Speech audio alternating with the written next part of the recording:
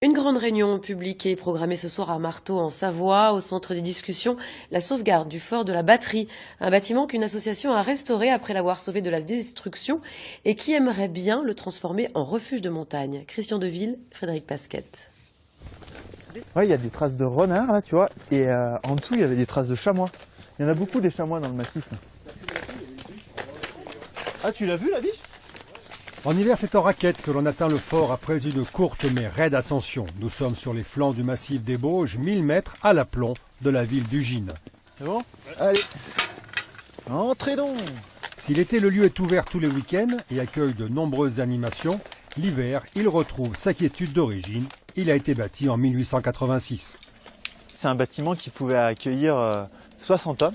L'objectif, c'était de défendre en fait les positions plus basses dans la vallée, et notamment le fort de l'Estal qui est un peu plus bas, et de le défendre des Italiens.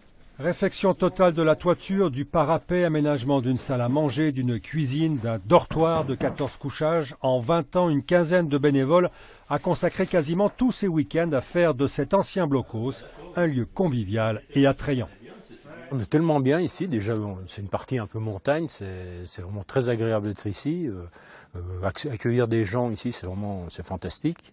Et donc oui, c'est un peu notre résidence secondaire, on est bien là.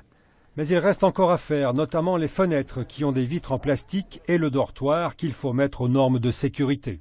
L'idée actuellement, c'est justement de faire des appels aux dons pour finaliser cette partie refuge et que tout le monde puisse en profiter voilà, en tant que maison secondaire qui appartiendrait à tout le monde, quoi. C'est un peu l'idéal de ce qu'on souhaiterait faire. 30 000 €, c'est le montant des travaux pour que le fort de la Batterie reprenne totalement vie. Cette volonté, cette fierté, elle s'exprime également dans le lever des couleurs que les membres de l'association tiennent à respecter immédiatement après avoir ouvert les grilles. Un signal adressé à toute la vallée qu'ils sont prêts à accueillir tous ceux qui veulent monter se restaurer, se promener et profiter du paysage. C'est une activité qui attire de plus en plus